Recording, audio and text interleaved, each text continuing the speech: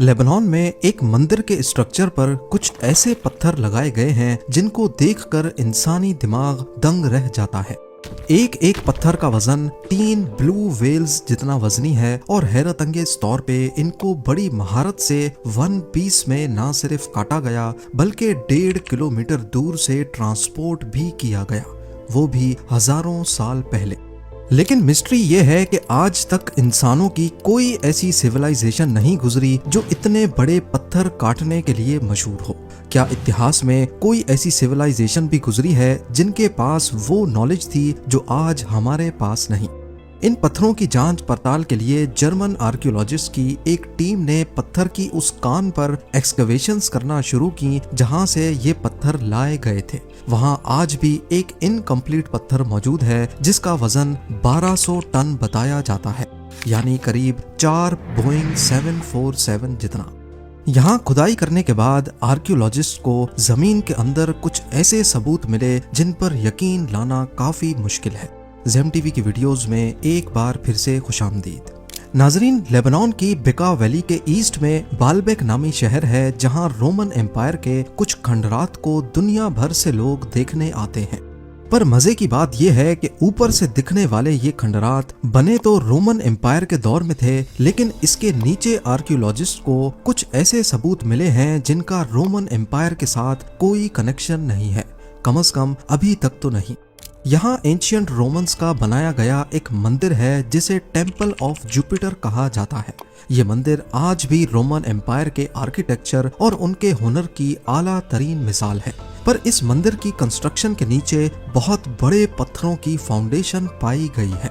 पहले तो ये समझा जाता था कि शायद ये वन पीस में नहीं है बल्कि छोटे छोटे पत्थरों को बड़ी महारत से ऐसे जोड़ा गया कि ये एक ही लगे, लेकिन मुख्तलिफ टेस्ट्स करने के बाद ये बात कंफर्म हो गई कि ये कुछ और नहीं बल्कि एक ही जायंट पत्थर है।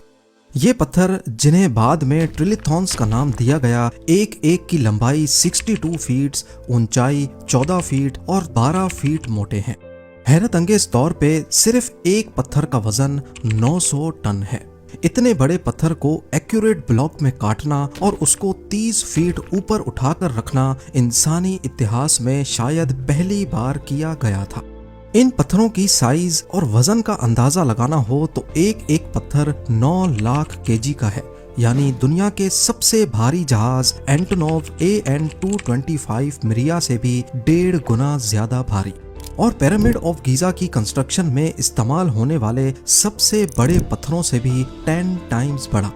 इनके इतने बड़े साइज के बावजूद इन पत्थरों को किसी न किसी तरह कान से यहाँ तक ट्रांसपोर्ट किया गया, जो यहाँ से करीब 1.5 किलोमीटर दूर है, और फिर हेलियोपोलिस कॉम्प्लेक्स के 400 टन के ब्लॉक्स के ऊपर रखा गया, जिसके ऊपर बाद में कॉम्प्लेक्स की दीवारों को छोटे छोटे ब्लॉक्स रख कर खड़ा किया गया। जिस एक्यूरेसी से इन पत्थरों को काट कर जोड़ा गया वो वाकई काफी गैर मामूली काम है, खास तौर पर उस दौर के लिए जब मॉडर्न मशीनरी का तस्वुर करना भी मुश्किल था, क्योंकि इनके बीच में कागज जितना फासला भी नहीं है। रोमन स्ट्रक्चर्स में देखा जाए तो उनका फोकस खूबसूरती पे होता था, वो अपनी कंस्ट्रक्शन स्किल्स दुनिया को दिखाना चाहते थे। लेकिन इसके बरक्स ट्रिलिथॉन्स को दिखाने के लिए नहीं बल्कि दफनाने के लिए यहाँ रखा गया था, क्योंकि फाउंडेशन का ये हिस्सा पहले जमीन के अंदर दफन था।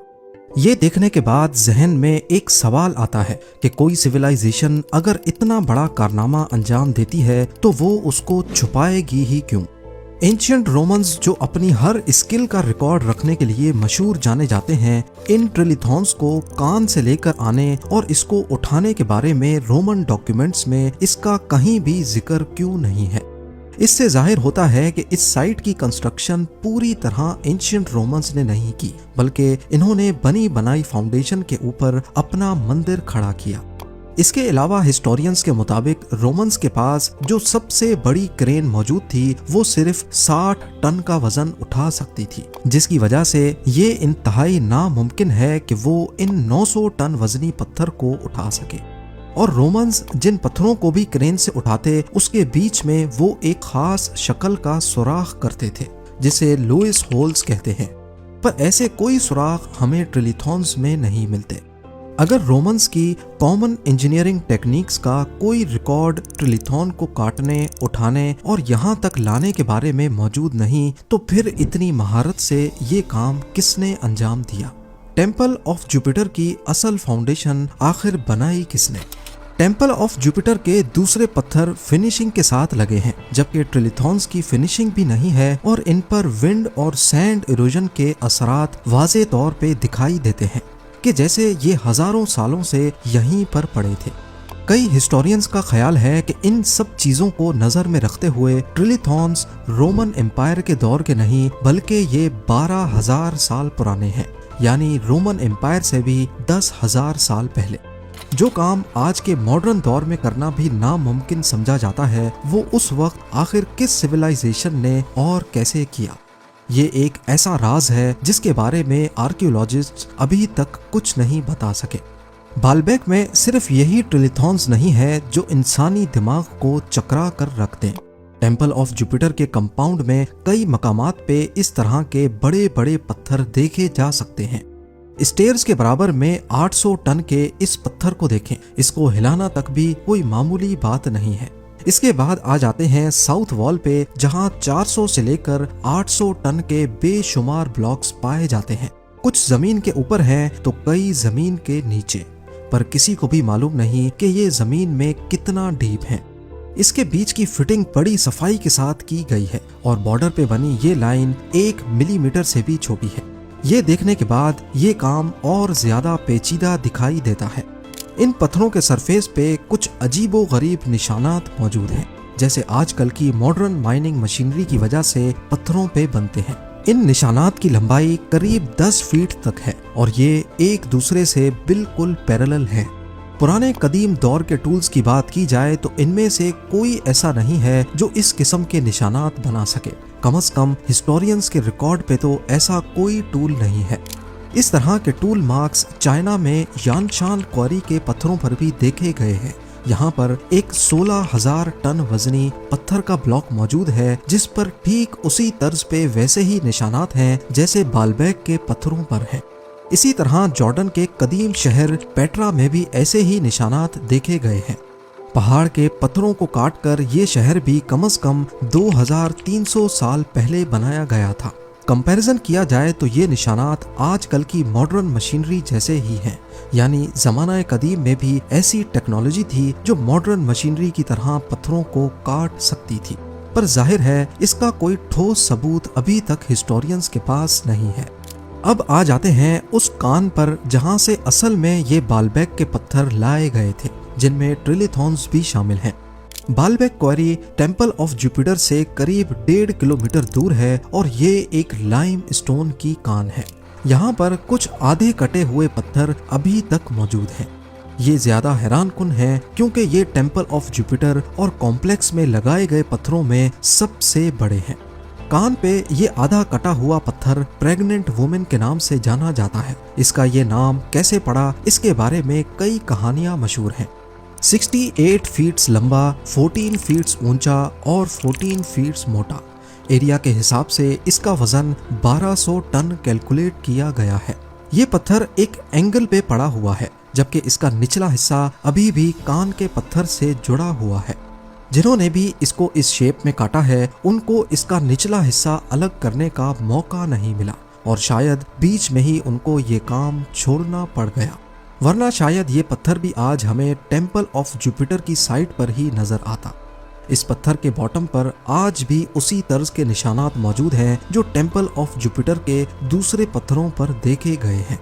स्विट्जरलैंड के यांगफ्राउ पार्क में प्रेग्नेंट वुमेन स्टोन का एक मॉडल रखा गया है, जिसके गिर्द कुछ मॉडर्न क्रेन्स के मॉडल्स खड़े किए गए हैं। दिखाने का मकसद सिर्फ इतना है कि प्रेग्नेंट वुमेन स्टोन को अगर आज के दौर में भी उठाना हो तो करीब 20 क्रेन्स मिलकर ये काम कर सकती हैं। वो भी सिर्फ तब जब पत्थर के आसपास 50-60 फीट तक क्रेन्स खड़े करने की जगह हो। पहले प्रेग्नेंट वुमेन स्टोन आधा जमीन के अंदर धसा हुआ था, लेकिन 2014 में आर्कियोलॉजिस्ट की एक टीम ने यहाँ एक्सकवेशन की तो मालूम पड़ा कि जमीन के अंदर भी ये कान से अलग था। सिर्फ इस ब्लॉक का बॉटम आज भी कान से जुड़ा हुआ है। यानी हजारों सालों तक ऐसे ही पड़े रहने की वजह से मिट्टी की लेयर ने इसे जमीन के अंदर धंसा दिया था। साइंसदानों का मानना है कि मिट्टी की लेयर का सिर्फ 1 इंच तकरीबन 80 से 100 सालों के दरमियान जमा होता है। प्रेग्नेंट वुमेन स्टोन की पुरानी पिक्चर्स में देखा जाए तो तकरीबन ये 10 फीट तक अंदर धंसा हुआ है, यानी 120 इंच। लिहाजा अगर 1 इंच 80 साल के बराबर है तो 120 इंच जमा होने में 9600 साल लगेंगे, लगभग 10,000 साल। इतना पहले स्टोन एज में इंसान इतने चैलेंजिंग टास्क करने के काबिल थे, ये सोचना और समझना काफी मुश्किल है। 2014 में जब इस पत्थर के लिए एक्सकवेशंस की गईं तो एक और हैरानकुन चीज सामने आ गई, एक और छुपा हुआ पत्थर। ये पत्थर प्रेग्नेंट वुमेन के बिल्कुल बराबर में जमीन के अंदर धंसा हुआ है, जो एस्टिमेट्स के मुताबिक 1650 टन वजनी है। फॉरगॉटन स्टोन के नाम से पहचाना जाने वाला किसी भी कान से निकाला हुआ ये दुनिया का सबसे बड़ा पत्थर का ब्लॉक है। ये तो सिर्फ ब्लॉक का वो हिस्सा है जो ऊपर ऊपर से ही नजर आ गया। कान के अंदर कितना डीप और क्या क्या छुपा है इसके बारे में फिलहाल कुछ भी नहीं कहा जा सकता। ये पत्थर आज के साइंटिस्ट्स, जिनमें इंजीनियर्स और आर्कियोलॉजिस्ट भी शामिल हैं, के लिए एक मिस्ट्री बना हुआ है। इसकी वजह यह है कि जो तरीके उन्हें काटने, ट्रांसपोर्ट करने और बिल्कुल सही जगह पर रखने के लिए इस्तेमाल किए गए, वो किसी भी मशहूर कदीम सिविलाइजेशन या हत्ता के आज के बिल्डर्स के लिए भी मुमकिन नहीं लगते। इसके अलावा इस कान से बाल्बेक तक का सफर पहाड़ की वजह से ना सिर्फ ऊपर की तरफ है बल्कि काफी खुरदरा भी है। ऐसा कोई सबूत भी नहीं मिला कि कदीम दौर में इन पत्थरों की ट्रांसपोर्ट के लिए कोई सीधा रास्ता बनाया गया हो जिससे पत्थरों को खींचना आसान होता हो। ना सिर्फ इतना, बाल्बेक की साइट पर ये बोझल पत्थर पहुंचाने के बाद इनको इतनी बारीकी से कैसे उठाया गया होगा। मान भी लिया जाए कि एंशिएंट बिल्डर्स ने पुली सिस्टम का इस्तेमाल किया होगा तो भी पत्थरों पर ऐसे कोई निशानात नहीं मिलते जो किसी पुली सिस्टम के लगने का इशारा दे रहे हों। बाल्बेक के ये देव कामत पत्थर हमें एक कदीम सिविलाइजेशन का इशारा देते हैं। वो दौर जब इंसानों का कद काफी बड़ा था और इनका जिस्म किसी देव की तरह ताकतवर। मुख्तलिफ रिलीजियस बुक्स जैसा कि बाइबल, कुरान और हिंदी स्क्रिप्चर्स में भी ऐसे इंसानों का जिक्र है जो काफी लंबे और ताकतवर थे। इनके पास ऐसी पावर्स थीं जो किसी फिक्शन मूवीज में सुपर ह्यूमंस के पास होती हैं। मुख्तलिफ बुक्स में इनको अलग अलग नाम दिए गए हैं, जैसा कि बाइबल में इनको नेफिलिम कहा गया है। कहीं पर इनका कद 450 फीट्स बताया गया है तो कहीं पर 100 फीट्स तक। और उन सिविलाइजेशन के लिए शायद बाल्बेक के पत्थरों को उठाना इतना मुश्किल काम नहीं था। उम्मीद है जेम टीवी की ये वीडियो भी आप लोग भरपूर लाइक और शेयर करेंगे। आप लोगों के प्यार भरे कमेंट्स का बेहद शुक्रिया। मिलते हैं अगली शानदार वीडियो में।